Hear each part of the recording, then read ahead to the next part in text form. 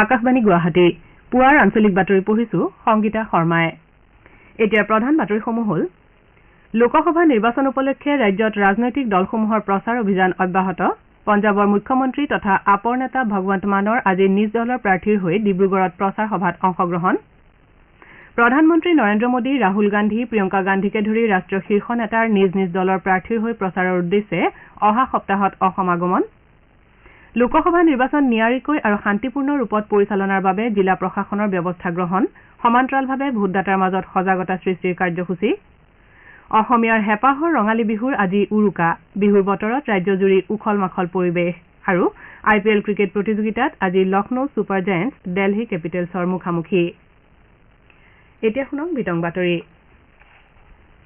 প্ৰথম পৰ্যায়ৰ লোকসভা নিৰ্বাচনলৈ মাজত মাথো কেইটামান দিন বাকী থকা অৱস্থাত ৰাজ্যত তাৰকা প্ৰচাৰকৰ উপস্থিতিত ৰাজনৈতিক দলসমূহৰ প্ৰচাৰ তুংগত উঠিছে অহা সপ্তাহত ৰাজ্যখনত নিৰ্বাচনী প্ৰচাৰ চলোৱাৰ উদ্দেশ্যে প্ৰধানমন্ত্ৰী নৰেন্দ্ৰ মোদী অসমলৈ আহিব প্ৰধানমন্ত্ৰীয়ে নলবাৰীত এখন জনসভাত অংশ ল'ব বুলি জানিব পৰা গৈছে ইপিনে আজি দুদিনীয়া কাৰ্যসূচীৰে পঞ্জাবৰ মুখ্যমন্ত্ৰী তথা আপৰ নেতা ভগৱন্ত মানে ডিব্ৰুগড় সমষ্টিত দলীয় প্ৰাৰ্থী মনোজ ধানোৱাৰৰ হৈ তিনিচুকীয়া জিলাৰ টিংৰাইত নিৰ্বাচনী সমাৱেশত অংশ ল'ব কাইলৈ নেতাগৰাকীয়ে শোণিতপুৰ সমষ্টিত দলীয় প্ৰাৰ্থী ঋষিৰাজ কৌণ্ডিন্যৰ হৈ নিৰ্বাচনী প্ৰচাৰ চলাব আনহাতে কংগ্ৰেছ দলৰ নেতা ৰাহুল গান্ধীয়ে অহা সপ্তাহত যোৰহাট আৰু ডিব্ৰুগড়ৰ কংগ্ৰেছ তথা সন্মিলিত বিৰোধী ঐক্য মঞ্চৰ প্ৰাৰ্থীৰ হৈ প্ৰচাৰ চলাব একেদৰে কংগ্ৰেছ নেত্ৰী প্ৰিয়ংকা গান্ধীয়েও ৰাজ্যখনত বিৰোধী ঐক্য মঞ্চৰ প্ৰাৰ্থীৰ হৈ প্ৰচাৰ কাৰ্যসূচীত অংশ ল'ব বিজেপিৰ জ্যেষ্ঠ নেতা তথা মুখ্যমন্ত্ৰী ডঃ হিমন্ত বিশ্ব শৰ্মাই আজি যোৰহাট সমষ্টিৰ প্ৰাৰ্থী তপন কুমাৰ গগৈৰ হৈ নিৰ্বাচনী প্ৰচাৰ চলাব মুখ্যমন্ত্ৰীগৰাকীয়ে যোৰহাট নগৰৰ মাজেৰে দলৰ সদস্যসকলৰ সৈতে পদযাত্ৰা কৰিব বুলি জানিব পৰা গৈছে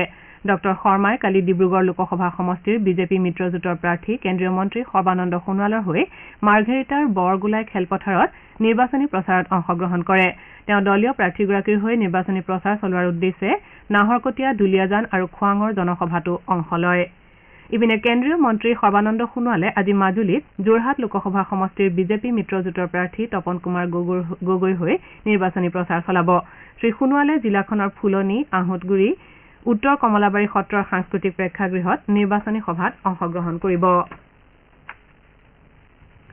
লোকসভা নিৰ্বাচন নিয়াৰিকৈ আৰু শান্তিপূৰ্ণ ৰূপত পৰিচালনাৰ বাবে জিলা প্ৰশাসনসমূহে প্ৰশাসনীয় সকলো ব্যৱস্থা গ্ৰহণ কৰাৰ সমান্তৰালভাৱে ভোটদাতাৰ মাজত সজাগতা সৃষ্টিৰ বাবেও ভালেমান কাৰ্যসূচী লৈছে চৰাইদেউ নিৰ্বাচনী জিলাৰ প্ৰণালীবদ্ধ ভোটাৰ শিক্ষা আৰু নিৰ্বাচনী অংশগ্ৰহণ কোষৰ উদ্যোগত প্ৰতিটো গেছ এজেঞ্চিৰ জৰিয়তে নিৰ্বাচন সন্দৰ্ভত ব্যাপক সজাগতামূলক অভিযান অব্যাহত ৰখা হৈছে জিলা আয়ুক্ত আৰু অতিৰিক্ত আয়ুক্তৰ নেতৃত্বত চলা এই প্ৰচাৰ কাৰ্যসূচী অনুসৰি এজেঞ্চিসমূহত মজুত থকা প্ৰতিটো চিলিণ্ডাৰত আসন্ন নিৰ্বাচন বিষয়ক তথ্য সম্বলিত প্ৰচাৰ পত্ৰ লগাই দিয়াৰ ব্যৱস্থা কৰা হৈছে 19 এপ্ৰিলত হ'বলগীয়া প্ৰথম পৰ্যায়ৰ ভোটগ্ৰহণত ভোটাৰ ৰাইজৰ অংশগ্ৰহণ সুনিশ্চিত কৰিবলৈ শিৱসাগৰ জিলাৰ দিচাংমুখত জিলাখনৰ নিৰ্বাচনী বিষয়াৰ উদ্যোগত ভোটাৰ সজাগতা কাৰ্যসূচী গ্ৰহণ কৰা হয় এই সজাগতা সভাত জনপ্ৰিয় অভিনেতাৰ উপস্থিতিৰ লগতে শতাধিক ৰাইজে অংশগ্ৰহণ কৰে দ্বিতীয় পৰ্যায়ত দৰং ওদালগুৰি লোকসভা সমষ্টিত হ'বলগীয়া নিৰ্বাচনৰ বাবে দৰং জিলাৰ মুঠ 835টা ভোটগ্ৰহণ কেন্দ্ৰ সাজু কৰি তোলাৰ বাবে যাৱতীয় প্ৰস্তুতি চলোৱা হৈছে নিৰাপত্তাৰ দিশৰ পৰা 169টা ভোটগ্ৰহণ কেন্দ্ৰ স্পৰ্শকাতৰ বুলি চিনাক্ত কৰি সুৰক্ষাৰ দিশটোত বিশেষ গুৰুত্ব দিয়া হ'ব আনহাতে 461টা ভোটগ্ৰহণ কেন্দ্ৰত ৱেব কাষ্টিঙৰ ব্যৱস্থা কৰা হ'ব তদুপৰি ভেবাৰঘাট প্ৰাথমিক বিদ্যালয় ভোটগ্ৰহণ কেন্দ্ৰটো কেৱল দিব্যাংগ বিষয়াৰ দ্বাৰা পৰিচালনা কৰা হ'ব জিলাখনৰ 6টা ভোটগ্ৰহণ কেন্দ্ৰ আদৰ্শ ভোট কেন্দ্ৰ হিচাপে পৰিচালনা কৰাৰ বিপৰীতে 30টা ভোট কেন্দ্ৰ কেৱল মহিলাৰ দ্বাৰা আৰু 21টা ভোট কেন্দ্ৰ যুৱ বিষয়াৰ দ্বাৰা পৰিচালনা কৰা হ'ব ইফালে ওদালগুৰি জিলাৰ চাহবাগিচাৰ 20,000 কৰ্মীয়ে কালি নিৰ্বাচনী সজাগতাৰ অংশ হিচাপে সংকল্প গ্ৰহণ কৰে তেওঁলোকে নৈতিক ভোটদানৰ বাবে এই সংকল্প লয় দ্বিতীয় পৰ্যায়ত হ'বলগীয়া নগাঁও লোকসভা সমষ্টিৰ অধীনৰ মৰিগাঁও নিৰ্বাচনী জিলাত নিজ গৃহৰ পৰা ভোটদান কৰিবলগীয়া ভোটদাতাসকলৰ ঘৰে ঘৰে গৈ ভোটগ্ৰহণ প্ৰক্ৰিয়া অহা 17 এপ্ৰিলত আৰম্ভ হ'ব জিলাখনৰ মুঠ 545 গৰাকী বিশেষভাৱে সক্ষম আৰু 85 বছৰ ঊৰ্ধৰ ভোটদাতাই ঘৰতে ভোটদান কৰিব পাৰিব বিৰোধী ঐক্য মঞ্চৰ সমৰ্থিত কংগ্ৰেছ দলৰ যোৰহাট লোকসভা সমষ্টিৰ প্ৰাৰ্থী গৌৰৱ গগৈক আসন্ন নিৰ্বাচনত 24টা দল সংগঠনে পূৰ্ণ সহযোগিতা আগবঢ়োৱাৰ সিদ্ধান্ত লৈছে। শিৱসাগৰ সমষ্টিৰ বিধায়ক অখিল গগৈৰ নেতৃত্বত শিৱসাগৰৰ জাতীয় জনগোষ্ঠীয় দল সংগঠনৰ সৈতে কালি হোৱা এখন বৈঠকৰ পাছত এই সিদ্ধান্ত গ্ৰহণ কৰা হয়। বৈঠকত ৰাজনৈতিক দলৰূপে CPI, অসম জাতীয় পৰিষদ আদিৰ লগতে অসমীয়া যুৱ মঞ্চ, অসম ছাত্ৰ যুৱ সন্মিলনী, সংগ্ৰামী সেনা অসম, জাগৃতি মহিলা সমিতি আদিৰ প্ৰতিনিধি উপস্থিত আছিল। অহা 7 মে'ত হ'বলগীয়া লোকসভা নিৰ্বাচনৰ তৃতীয় পৰ্যায়ৰ ভোটগ্ৰহণৰ বাবে অধিসূচনা জাৰি কৰা হৈছে। এই পৰ্যায়ত দেশৰ 10খন ৰাজ্য তথা 2টা কেন্দ্ৰীয় শাসিত অঞ্চলৰ 94টা লোকসভা সমষ্টিত নিৰ্বাচন অনুষ্ঠিত হ'ব। তৃতীয় পৰ্যায়ত অসমৰ লগতে পশ্চিমবংগৰ 4খনকৈ, গুজৰাটৰ 26, কৰ্ণাটকৰ 14, মহাৰাষ্ট্ৰৰ 11, উত্তৰ প্ৰদেশৰ 10, মধ্যপ্ৰদেশৰ 8, ছত্তীশগড়ৰ 7, বিহাৰৰ 5, গোৱা আৰু দাদৰা আৰু নগৰ হাভেলী তথা দমন আৰু দিউৰ 2খনকৈ আৰু জম্মু কাশ্মীৰত 1খন আসনৰ বাবে ভোটগ্ৰহণ অনুষ্ঠিত হ'ব। অসমত এই পৰ্যায়ত গুৱাহাটী, বৰপেটা, ধুবুৰী আৰু কোকৰাঝাৰত নিৰ্বাচন অনুষ্ঠিত হ'ব। অহা 19 এপ্ৰিললৈ মনোনয়ন দাখিল প্ৰক্ৰিয়া অব্যাহত থাকিব। আনহাতে 22 এপ্ৰিল মনোনয়ন প্ৰত্যাহাৰৰ অন্তিম দিন ধাৰ্য কৰা হৈছে। দেশৰ নিৰ্বাচন আয়োগে নিৰ্বাচন স্বচ্ছ, মুক্ত আৰু নিকাকৈ পৰিচালনাৰ বাবে জনসাধাৰণক নিৰ্বাচনী প্ৰক্ৰিয়াত সক্ৰিয়ভাৱে অংশগ্ৰহণ কৰোৱাৰ লক্ষ্যৰে এইবাৰ বিশেষভাৱে তথ্য প্ৰযুক্তিৰ ব্যৱহাৰ কৰিছে। আয়োগে চি-ভিজিল সুবিধা, সক্ষম ECI আৰু NGSP এপৰ সহায়ত এই ব্যৱস্থা গ্ৰহণ কৰিছে। নিৰ্বাচন আয়োগৰ চি-ভিজিল অৰ্থাৎ ভিজিলেণ্ট চিটিজেন শীৰ্ষক এপ্লিকেশ্যনৰ সহায়ত জনসাধাৰণে নিজৰ মোবাইলত সহজে নিৰ্বাচনী আচৰণ বিধি উলংঘা সম্পৰ্কীয় ঘটনাৰ তথ্য দৃশ্য বা শ্ৰব্য ৰূপতো আয়োগক প্ৰদান কৰিব পাৰে। ইপিনে নিৰ্বাচনী সভা আৰু প্ৰচাৰৰ বাবে অনুমতি বিচৰাত সহায় হোৱাকৈ সুবিধা নামৰ এপ মুকলি কৰা হৈছে। সক্ষম ECI এপৰ সহায়ত বিশেষভাৱে সক্ষম ভোটদাতাসকলে ভোটদান কৰিবলৈ বিভিন্ন সেৱা লাভৰ বাবে এই এপ ব্যৱহাৰ কৰি আবেদন কৰিব পাৰে। নিৰ্বাচন সম্পৰ্কীয় নাইবা অন্য অভিযোগৰ বাবে নাগৰিকসকলে NGSP এপ ব্যৱহাৰ কৰিব পাৰে। আপোনালোকে বাতৰি শুনিছে আকাশবাণী গুৱাহাটী কেন্দ্ৰৰ পৰা।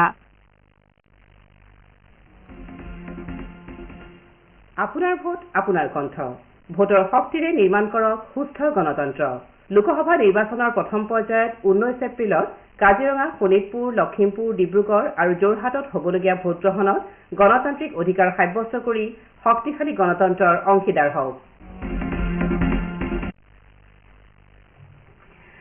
অসমীয়াৰ হেঁপাহৰ ৰঙালী বিহুৰ আজি উৰুকা। বিহুৰ বতৰত ৰাজ্যজুৰি উখল মাখল পৰিৱেশে বিৰাজ কৰিছে।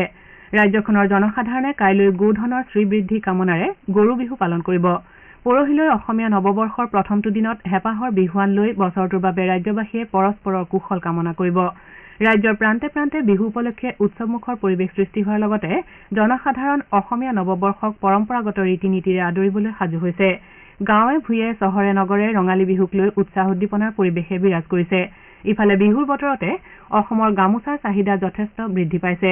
গুৱাহাটী মহানগৰীৰ প্ৰান্তে প্ৰান্তে গামোচাৰ বিপণী মুকলি কৰা হৈছে। আৰ্টফেডে গুৱাহাটীৰ আমবাৰীত স্থাপন কৰা গামোচাৰ বিপণীয়ে বিক্ৰীৰ ক্ষেত্ৰত অভিলেখ ৰচিবলৈ সমৰ্থ হৈছে। বিভাগীয় সূত্ৰই প্ৰকাশ কৰা মতে 1 এপ্ৰিলৰ পৰা আমবাৰীৰ বিপণীত প্ৰতিদিনে লক্ষাধিক টকাৰ গামোচাৰ বিক্ৰী হৈছে। বহাগক আদৰিবলৈ আন বছৰৰ দৰে এইবাৰো সদৌ গুৱাহাটী ছাত্ৰ সন্থাই কাইলৈ জজ খেলপথাৰত মুকলি বিহুৰ আয়োজন কৰিছে। কাইলৈ পুৱা বিশিষ্ট সংগীতজ্ঞ প্ৰশান্ত বৰদলৈয়ে বিহুৰ পতাকা উত্তোলনেৰে অনুষ্ঠানৰ শুভাৰম্ভ কৰিব। এই অনুষ্ঠানত ৰাজ্যখনৰ কেইবাটাও প্ৰখ্যাত বিহু হুঁচৰি দলে অংশগ্ৰহণ কৰিব। লগতে অসমৰ সমাজ জীৱনলৈ প্ৰভূত বৰঙণি আগবঢ়োৱা কেইবাজনো বিশিষ্ট ব্যক্তিক সম্বৰ্ধনা জনোৱা হ'ব।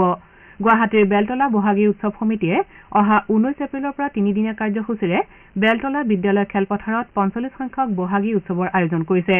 উল্লেখযোগ্য যে 2012 চনৰ পৰা এই বিহু উদযাপন সমিতিয়ে ভাৰত ৰত্ন ডঃ ভূপেন হাজৰিকাৰ নামত এটি বঁটা প্ৰদান কৰি আহিছে। অসমৰ সাহিত্য আৰু সাংস্কৃতিক জগতৰ পুৰোধা ব্যক্তিসকলক এই বঁটা প্ৰদান কৰা হয়। এই বছৰ সমিতিখনে এই বঁটাটি ভাৰতীয় বোলছবি জগতৰ যশস্বী অভিনেতা জৰ্জ বেকাৰক প্ৰদান কৰাৰ সিদ্ধান্ত গ্ৰহণ কৰিছে। মঙলদৈৰ কেন্দ্ৰীয় ৰঙালী বিহু সন্মিলনীৰ উদ্যোগত কাইলৈৰে পৰা 5দিনীয়া বৰ্ণাঢ্য কাৰ্যসূচীৰে বিশেষ প্ৰদৰ্শনী আৰু অন্যান্য অনুষ্ঠানৰ আয়োজন কৰা হৈছে। আনফালে ৰাজ্যৰ বিভিন্ন জিলাৰ কেইবাখনো জিলা প্ৰশাসন অথবা আন আন সংস্থাৰ উদ্যোগত বহাগী মেলা অনুষ্ঠিত হৈছে। এই মেলাসমূহত ক্ষুদ্ৰ উদ্যোগী আৰু মহিলা আত্মসহায়ক গোটসমূহে যথেষ্ট উৎসাহেৰে অংশগ্ৰহণ কৰা পৰিলক্ষিত হৈছে। লখিমপুৰ জিলাৰ পানীগাঁও আৰক্ষী থানাৰ অন্তৰ্গত ৰঙা নদীত কালি দুজন কিশোৰ গা ধুবলৈ গৈ সন্ধানহীন হয়। পাছত ঘটনাস্থলীত ৰাজ্যিক দুৰ্যোগ সঁহাৰি বাহিনীৰ লোক উপস্থিত হৈ কিশোৰ দুজনৰ মৃতদেহ উদ্ধাৰ কৰে। মৃত্যু হোৱা কিশোৰ দুজন নৰাগাঁৱৰ মৃন্ময় দত্ত আৰু জয়দীপ হাজৰিকা বুলি চিনাক্ত কৰা হৈছে। যোৰহাট জিলাৰ ৰেডক্ৰছ ছচাইটিৰ সৌজন্যত জিলাখনৰ বিদ্যালয়ৰ ছাত্ৰ ছাত্ৰীসকলৰ মাজত এখন ৰচনা প্ৰতিযোগিতাৰ আয়োজন কৰা হৈছে। ৰচনাৰ বিষয় মানৱ সেৱাত আন্তঃৰাষ্ট্ৰীয় ৰেডক্ৰছ সংস্থাৰ ভূমিকা। প্ৰতিযোগীসকলে পৰিষ্কাৰ কাগজত 200ৰ পৰা 300টা শব্দৰ ভিতৰত লিখি 30 এপ্ৰিলৰ ভিতৰত হোৱাটছএপ আৰু ইমেইল যোগে পঠাব পাৰিব। এই প্ৰতিযোগিতাত অষ্টমৰ পৰা দ্বাদশ শ্ৰেণীৰ ছাত্ৰ ছাত্ৰীসকলে অংশগ্ৰহণ কৰিব পাৰিব। অধিক তথ্যৰ বাবে প্ৰতিযোগীসকলে 87768965553 আৰু 7002948729 নম্বৰত যোগাযোগ কৰিব পাৰিব। খেলৰ বাতৰি। IPL ক্ৰিকেট প্ৰতিযোগিতাত আজি লক্ষ্ণৌৰ ভাৰত ৰত্ন শ্ৰী অটল বিহাৰী বাজপেয়ী একানা ষ্টেডিয়ামত হ'বলগীয়া এখন খেলত লক্ষ্ণৌ ছুপাৰ জায়েণ্টছ দিল্লী কেপিটেলছৰ সন্মুখীন হ'ব।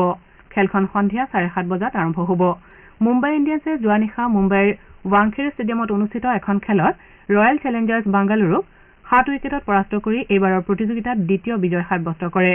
মুম্বাই ইণ্ডিয়ানছে 197 ৰানৰ বিজয় লক্ষ্যৰে খেল আৰম্ভ কৰি 15 অভাৰ আৰু 3টা বলত 3টা উইকেটৰ বিনিময়ত 199 ৰান কৰে। মুম্বাইৰ হৈ সূৰ্যকুমাৰ যাদৱে 19টা বলত 52 ৰান কৰাৰ বিপৰীতে ঈশান কিষাণে 69 ৰানৰ বৰঙণি আগবঢ়ায়। ইয়াৰ পূৰ্বে ৰয়েল চেলেঞ্জাৰ্ছ বেংগালুৰুৱে প্ৰথমে বেট ধৰাৰ আমন্ত্ৰণ লাভ কৰি নিৰ্ধাৰিত 20 অভাৰত 8টা উইকেটৰ বিনিময়ত 196 ৰান কৰে। বেংগালুৰুৰ হৈ অধিনায়ক ডুপ্লেছিছে সৰ্বাধিক 61 ৰান কৰে। ৰজত পাটিদাৰে 50 আৰু দীনেশ কাৰ্তিকে 53 ৰানৰ বৰঙণি আগবঢ়ায়। মুম্বাইৰ জছপ্ৰীত বুমৰাহে 5টা উইকেট দখল কৰে। জছপ্ৰীত বুমৰাহক প্লেয়াৰ অব দ্য মেচ ঘোষণা কৰা হয়। মুম্বাই ইণ্ডিয়ানছে বৰ্তমানলৈ খেলা 5খন খেলৰ 2খনত জয়লাভ কৰি 4 পইণ্টেৰে প্ৰতিযোগিতাৰ পইণ্ট তালিকাৰ 7ম স্থানত আছে। আনহাতে ৰয়েল চেলেঞ্জাৰ্ছ বেংগালুৰুৱে 6খন খেলৰ ভিতৰত 1খন খেলত জয়লাভ কৰি 9ম স্থানত আছে। এতিয়া আজি গুৱাহাটীৰ পৰা প্ৰকাশিত দৈনিক বাতৰি কাকতসমূহৰ প্ৰথম পৃষ্ঠাৰ বাতৰিৰ চমু অৱলোকন আগবঢ়াইছে দীক্ষিতা শৰ্মাই। আজি গুৱাহাটীৰ পৰা প্ৰকাশিত বাতৰি কাকতসমূহে ভিন ভিন শিৰোনামেৰে প্ৰথম পৃষ্ঠাত বিভিন্ন বাতৰি প্ৰকাশ কৰিছে। ফৰ্বছ ইণ্ডিয়াৰ সমীক্ষা অনুসৰি ভাৰত বিশ্বৰ বৃহত্তম অৰ্থনীতিৰ 5ম স্থানত চিহ্নিত হৈছে বুলি নিয়মীয়া বাৰ্তা কাকতে বাতৰিটো প্ৰথম পৃষ্ঠাত গুৰুত্ব সহকাৰে প্ৰকাশ কৰিছে। আমাৰ অসম কাকতে বিশ্বৰ শৈক্ষিক জৰীপকাৰী সংস্থা কুৱেৰ কাৰ্লি চাইমণ্ডৰ 2024 বৰ্ষৰ ৱৰ্ল্ড ইউনিভাৰ্চিটি ৰেংকিঙত IIT গুৱাহাটী উজ্বলি উঠিছে বুলি প্ৰথম পৃষ্ঠাত প্ৰকাশ কৰিছে। ৰাজ্যজুৰি ঈদ উল ফিতৰ পালন, নামাজত অংশ ললে নিৰ্বাচনৰ ভালেমান প্ৰাৰ্থী, ৰাজনৈতিক নেতাই শিৰোনামেৰে দৈনিক অসম কাকতে প্ৰথম পৃষ্ঠাৰ মুখ্য বাতৰিত স্থান দিছে। দ্য আছাম ট্ৰিবিউন কাকততো ঈদ উদযাপনৰ বাতৰিয়ে প্ৰথম পৃষ্ঠাত স্থান দখল কৰিছে। দি চেণ্টিনেল কাকত অসম আৰু ঝাৰখণ্ডত নিয়াৰ অভিযানৰ বাতৰি প্ৰথম পৃষ্ঠাত প্ৰকাশ কৰিছে। সমাগত লোকসভা নিৰ্বাচনৰ প্ৰচাৰ উদ্দেশ্যে আজি পঞ্জাৱৰ মুখ্যমন্ত্ৰী তথা আম আদমী পাৰ্টীৰ নেতা ভগৱন্ত মান অসমলৈ আহিব বুলি দৈনিক অসম, আমাৰ অসম আৰু দৈনিক জনমভূমি কাকতে প্ৰথম পৃষ্ঠাত মুখ্য বাতৰি হিচাপে প্ৰকাশ কৰিছে। ভাৰতীয় ছবি জগতৰ যশস্বী অভিনেতা তথা অসমীয়া ছবি জগতৰ চিনাকি নাম জৰ্জ বেকাৰলৈ বেলতলা বিহু সমিতিয়ে 2024 বৰ্ষৰ ভূপেন হাজৰিকা বঁটা আগবঢ়োৱা বাতৰিটো অসমীয়া খবৰ কাকতে প্ৰথম পৃষ্ঠাৰ মুখ্য বাতৰি হিচাপে স্থান দিছে। মোদী হিমন্ত বিশ্ব থকালৈকে বাংলাদেশৰ পৰা চৰাই এটাও সোমাব নোৱাৰে বুলি মুখ্যমন্ত্ৰীয়ে কৰা এটা মন্তব্যই অসমীয়া প্ৰতিদিন কাকতৰ প্ৰথম পৃষ্ঠাৰ এটা বাতৰি শিৰোনাম দখল কৰিছে। নিৰ্বাচনী ধাম খুমীয়াৰ মাজতে ৰঙালী বিহু শীৰ্ষক এটি বাতৰি আজি দৈনিক অগ্ৰদূত কাকতৰ প্ৰথম পৃষ্ঠাত প্ৰকাশ পাইছে। এয়াই আছিল আজি গুৱাহাটীৰ পৰা প্ৰকাশিত বাতৰি কাকতসমূহৰ প্ৰথম পৃষ্ঠাৰ বাতৰিত চমু অৱলোকন। ধন্যবাদ দীক্ষিতা। বাতৰি শেষ কৰাৰ পূৰ্বে প্ৰধান বাতৰিকেইটি পুনৰ এবাৰ। লোকসভা নিৰ্বাচন উপলক্ষে ৰাজ্যত ৰাজনৈতিক দলসমূহৰ প্ৰচাৰ অভিযান অব্যাহত। পঞ্জাৱৰ মুখ্যমন্ত্ৰী তথা আপৰ নেতা ভগৱন্ত মানৰ আজি নিজ দলৰ প্ৰাৰ্থীৰ হৈ ডিব্ৰুগড়ত প্ৰচাৰ সভাত অংশগ্ৰহণ। অহা 7 মেত হ'বলগীয়া লোকসভা নিৰ্বাচনৰ তৃতীয় পৰ্যায়ৰ ভোটগ্ৰহণৰ বাবে অধিসূচনা জাৰি। এই পৰ্যায়ত দেশৰ 10খন ৰাজ্য তথা 2টা কেন্দ্ৰীয় শাসিত অঞ্চলৰ 94টা লোকসভা সমষ্টিত নিৰ্বাচন। প্ৰধানমন্ত্ৰী নৰেন্দ্ৰ মোদী, ৰাহুল গান্ধী, প্ৰিয়ংকা গান্ধীকে ধৰি ৰাষ্ট্ৰীয় শীৰ্ষ নেতাৰ নিজ নিজ দলৰ প্ৰাৰ্থীৰ হৈ প্ৰচাৰ উদ্দেশ্যে অহা সপ্তাহত অসম আগমন। লোকসভা নিৰ্বাচন নিয়াৰিকৈ আৰু শান্তিপূৰ্ণ ৰূপত পৰিচালনাৰ বাবে জিলা প্ৰশাসনৰ ব্যৱস্থা গ্ৰহণ সমান্তৰালভাৱে ভোটদাতাৰ মাজত সজাগতা সৃষ্টিৰ কাৰ্যসূচী পুৱাৰ আঞ্চলিক বাতৰি ইমানতে অন্ত পৰিল।